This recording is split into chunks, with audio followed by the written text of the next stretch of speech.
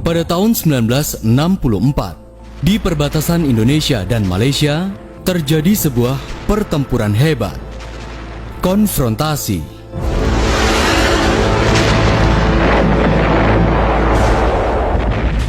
Ledakan mengguncang hutan Kalimantan. Peluru bersiulan, pasukan Indonesia menyusup diam-diam melewati perbatasan. Sementara itu, pasukan gabungan Inggris dan Malaysia mulai bersiap siaga untuk menghadang militer Indonesia. Bahkan, kapal-kapal induk pun mulai dikerahkan. Di balik bayang-bayang konfrontasi ini, ada satu suara yang membakar semangat bangsa. Ganyang Malaysia. Ganyang Malaysia sekarang juga. Hidup Indonesia. Saksikan kami daripada Republik Indonesia. Yang kami anti yaitu Malaysia. Pikiran Inggris, pikiran Inggris. Seruan Bung Karno itu bukan sekedar slogan. Ia mendeklarasikan perlawanan terhadap apa yang disebutnya sebagai neokolonialisme dan imperialisme. Baginya, Malaysia bukanlah negara merdeka, tapi boneka Inggris, proyek neokolonialisme yang mengancam kedaulatan Indonesia. Konfrontasi adalah suatu jawaban. Bantu perjuangan revolusioner rakyat-rakyat Malaya, Singapura, Sabah, Sarawak dan Brunei untuk membubarkan negara boneka Malaysia. Konfrontasi Indonesia-Malaysia. Sebuah konfrontasi yang nyaris dilupakan dunia. Namun, tak pernah padam dalam ingatan sejarah Indonesia. Merdeka! Merdeka! Bersemangat sikit tuan-tuan. Kalau lemah begini tak dapat merdeka Malaysia. Merdeka Malaysia! Merdeka Malaysia! Terima kasih tuan-tuan. Lantas, Indonesia dan Malaysia. Bukankah dulunya mereka sempat bersatu? Mengapa Malaysia harus berpisah? Mengapa Indonesia harus menghancurkan Malaysia? Dan bagaimana kronik serta dampak daripada konfrontasi Indonesia dan Malaysia?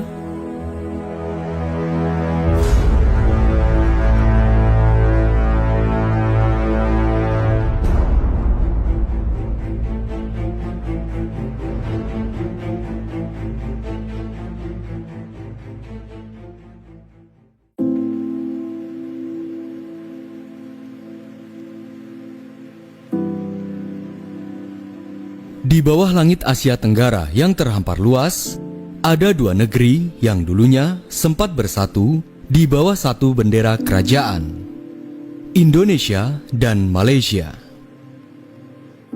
Sejak dulu, keduanya sudah menjalin hubungan yang sangat erat, baik dalam perdagangan hingga perkawinan. Namun, semuanya berubah saat penjajah Eropa mulai datang. Pada abad ke-16, bangsa-bangsa Eropa mulai berdatangan ke wilayah Asia dengan berbagai kepentingan, termasuk ke Indonesia dan Malaysia. Indonesia dijajah oleh koloni Belanda, sementara Malaysia dijajah oleh koloni Inggris. Konsep perbatasan pun mulai diberlakukan. Meski begitu, hubungan antara Indonesia dan Malaysia masih nampak baik-baik saja. Bahkan hingga di masa penjajahan Jepang. 12 Agustus 1945, Jepang mempertemukan tokoh-tokoh Indonesia seperti Soekarno dan Muhammad Hatta dengan tokoh dari Malaysia, Ibrahim Yaakob, di Dalat, Vietnam. Tujuannya untuk menyatukan Indonesia dan Malaysia dalam satu negara kelak.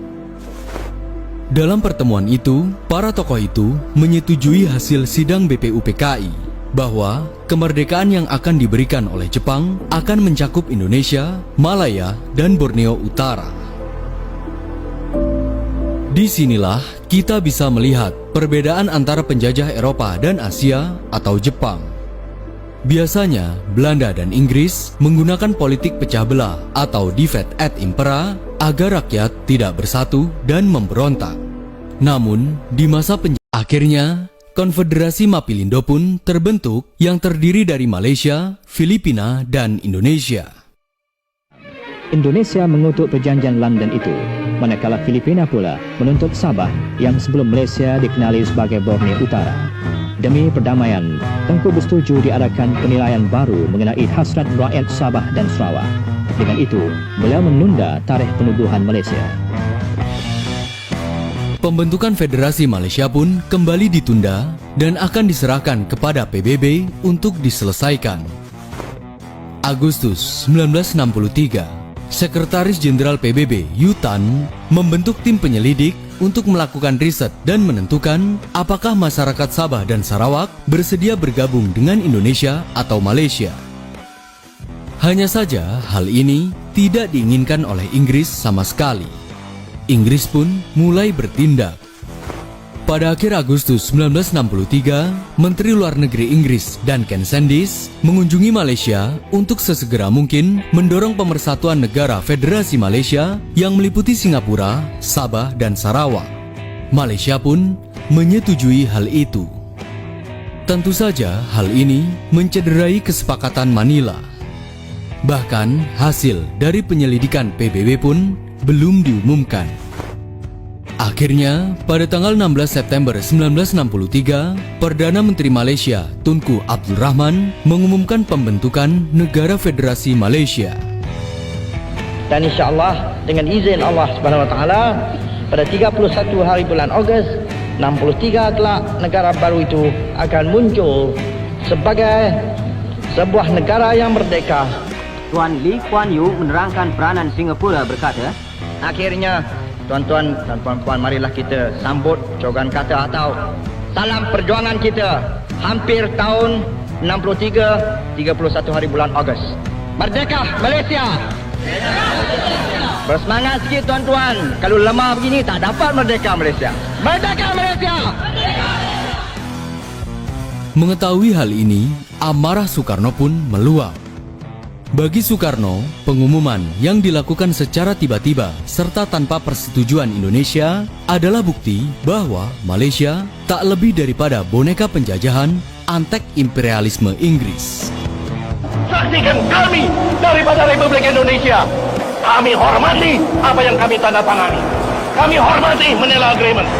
Kami akan jalankan Manila Agreement. Yang mendurhakai Manila Agreement ialah Tengku Abdul Rahman bukan antek daripada imperialisme. Sehari setelah pengumuman Federasi Malaysia, pada tanggal 17 September 1963, Indonesia memutus hubungan diplomatik dengan Malaysia. Api perseteruan pun membesar. Gejolak, konflik Indonesia dan Malaysia sudah tidak bisa dibendung. Aksi demonstrasi pun terjadi, baik di Malaysia maupun di Indonesia. Di Kuala Lumpur, Malaysia, ribuan demonstran menyerbu kantor kedutaan Indonesia.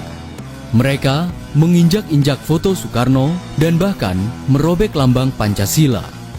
Sementara itu, di Indonesia, demonstrasi untuk mengganyang Malaysia dan Nekolim semakin membludak.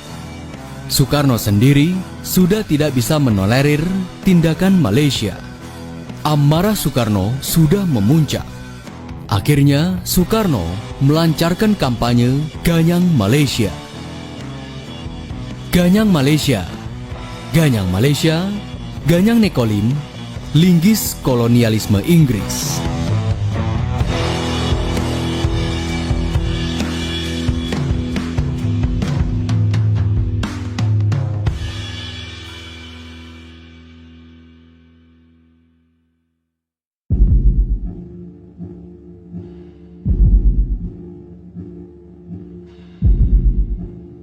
Sekutu-sekutu Malaysia dan Inggris, yakni Amerika, Selandia Baru, dan Australia, turut kecewa akan keputusan Inggris yang dinilai terburu-buru. Meski pada akhirnya, riset Sekretaris PBB U Tan menyatakan bahwa Sabah dan Sarawak bersedia bergabung dengan Malaysia, namun amarah Soekarno sudah tidak dapat terbendung. Bahkan, sebelum Presiden Soekarno mengumumkan operasi Dwi Kora, Indonesia secara diam-diam mengirim para sukarelawan dari Angkatan Darat untuk melakukan penyusupan ke wilayah Sabah dan Sarawak. Pada tanggal 12 April 1963, para sukarelawan menyerang dan merebut kantor polisi di Tebedu, Sarawak yang berjarak 3,2 km dari perbatasan Kalimantan.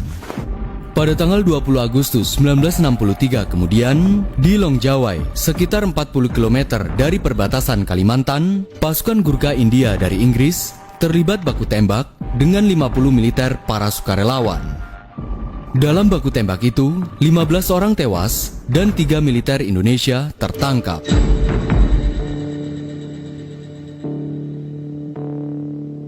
Penyusupan-penyusupan ini menandakan bahwa Indonesia berusaha untuk mengacaukan dan menggagalkan pembentukan Federasi Malaysia. Peperangan sudah di depan mata, dan Soekarno sudah tidak bisa membendung amarahnya lagi. Dalam setiap pidatonya, tak jarang Presiden Soekarno kerap melontarkan kekesalannya kepada pemimpin Malaysia, Tunku Abdul Rahman. Yang kami anti-i yaitu Malaysia, pikiran Inggris, pikiran imperialis Inggris yang mendurhakai, menerangi menjalan Tunku Abdul Rahman bukan antek daripada imperialis. Sementara itu, sebenarnya baik militer Indonesia, khususnya Angkatan Darat, dan pihak pemerintahan Inggris tak ingin adanya perang terbuka dan mencoba untuk meminimalisir pertempuran. Melihat perang Vietnam yang berlarut-larut dan mengakibatkan korban jiwa yang tidak sedikit, Inggris menghindari peperangan terbuka. Apalagi, kerajaan Inggris kala itu banyak kehilangan wilayah jajahannya. Maka dari itu, Inggris hanya fokus untuk mempertahankan wilayah Malaysia dari serangan musuh. Sementara itu, pihak militer Indonesia juga demikian, khususnya Angkatan Darat. Berbeda dengan operasi Trikora yang dibantu Amerika dan bahkan Soviet. Kali ini, militer Indonesia tidak memiliki dukungan secara langsung dari negara-negara lain. Sedangkan Malaysia mendapat dukungan dari Inggris, Australia, dan Selandia Baru. Hal ini dinilai akan mengepung Indonesia dari berbagai arah. Para pemimpin militer Indonesia menghadapi buah simalakama.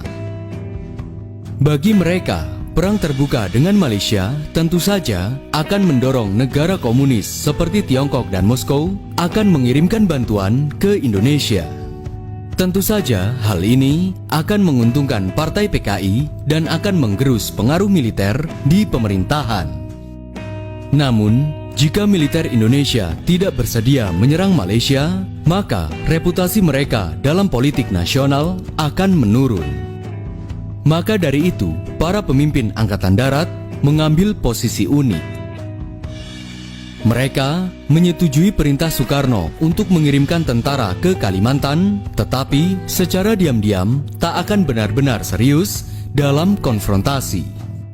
Di belakang layar, para petinggi militer yang anti PKI secara diam-diam berencana akan menghalangi konfrontasi dan mengadakan hubungan rahasia dengan Malaysia. Di lain sisi, karena mengetahui persis bagaimana niat militer Indonesia yang setengah-setengah dalam operasi ini, Presiden Soekarno pun menyerukan kepada masyarakat Indonesia untuk menjadi sukarelawan perang demi mensukseskan konfrontasi menghancurkan Federasi Malaysia. Sebanyak 21 juta rakyat Indonesia yang berasal dari organisasi-organisasi kepemudaan, pelajar, para laskar, mahasiswa hingga buruh mulai mendaftarkan diri untuk bergabung dengan pasukan sukarelawan. Maka, pada bulan September 1963, dibentuklah milisi-milisi dari pasukan sukarelawan. Dua di antaranya adalah Pasukan Gerilya Rakyat Sarawak atau PGRS dan Pasukan Rakyat Kalimantan Utara atau PARAKU. Sebagian besar milisi itu diisi oleh orang-orang dari etnis Tionghoa di Kalimantan. Mereka dilatih dalam waktu yang singkat di Riau, Kalimantan Barat, dan Sulawesi Selatan. semangat tekad kita, barisan sukarelawan Indonesia. Berdiri dan sanggup, siap bertempur, tiap tantangan kita lawan pantang mundur. Pada faktanya, selain untuk membantu melakukan penyusupan, sebenarnya dibentuknya sukarelawan ini juga bertujuan untuk mengurangi keterlibatan militer secara langsung dan menghindari perang secara terbuka dengan Malaysia. Menjelang konfrontasi, pada tanggal 20 Januari pun mengirim kapal induk dan kapal perusak ke Selat Sunda. Mereka bersiap menyerang basis pangkalan militer Indonesia yang berada di Sumatera. Hal ini menimbulkan ketegangan antara Inggris dan Indonesia karena dapat menimbulkan peperangan yang lebih besar. Namun tidak terjadi karena Inggris kembali menarik kapal induk dan perusaknya setelah 3 minggu berada di sana.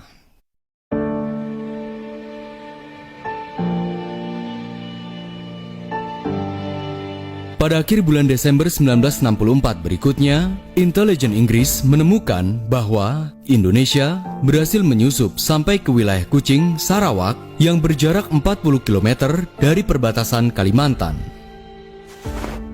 Inggris pun segera mengirim 2 batalion yang berjumlah sekitar 1.200 pasukan ke Sabah dan Sarawak. Sabah dan Sarawak, wilayah yang berbatasan langsung dengan Pulau Kalimantan itu, menjadi lokasi pertempuran antara Indonesia dan Malaysia. Pertempuran terjadi di banyak tempat, seperti di wilayah Kuching, Tebedu, Tawau, Sebatik, dan Kalabakan. Pertempuran yang paling dikenang oleh warga Malaysia adalah serangan di Kalabakan.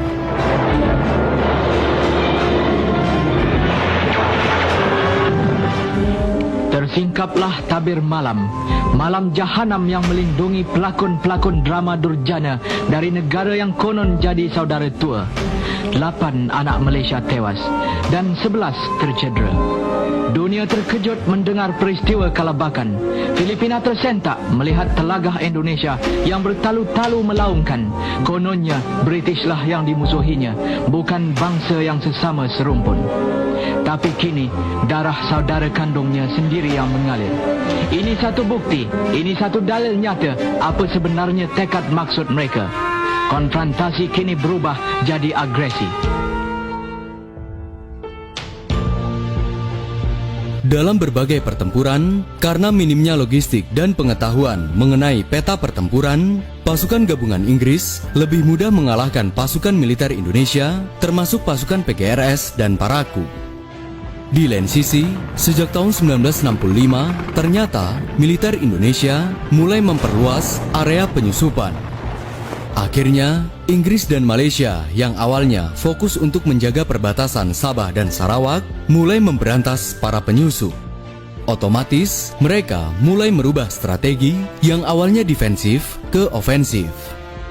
Bahkan, mereka juga menyusup masuk ke wilayah Indonesia secara diam-diam untuk mencari, memata-matai, dan menyergap tentara Indonesia sebelum menyerang.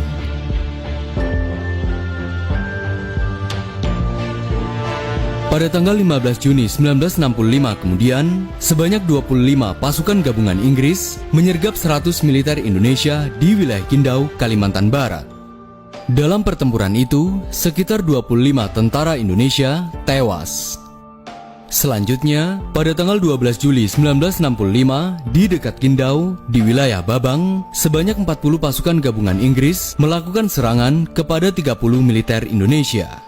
Akibatnya, 13 militer Indonesia tewas. Serangan-serangan pasukan gabungan Inggris itu terus dilancarkan hingga awal tahun 1966. Meski sebenarnya Inggris tidak ingin meladeni secara langsung, namun pergerakan militer Indonesia yang tidak ada henti-hentinya melakukan penyusupan pada akhirnya membuat Inggris harus melakukan tindakan ofensif. Di lain sisi, wilayah Kalimantan yang masih sangat dipenuhi dengan hutan yang lebat menjadi kesulitan tersendiri bagi militer Indonesia, terutama dalam menerima bantuan logistik dan juga menghambat gerak laju pertempuran. Hal ini mengakibatkan beberapa serangan militer Indonesia ke Malaysia mengalami kegagalan. Namun, bagi Indonesia, pertempuran ini bukanlah jalan terakhir untuk menghancurkan Federasi Malaysia. Mereka masih memiliki cara lain, yakni sabotase.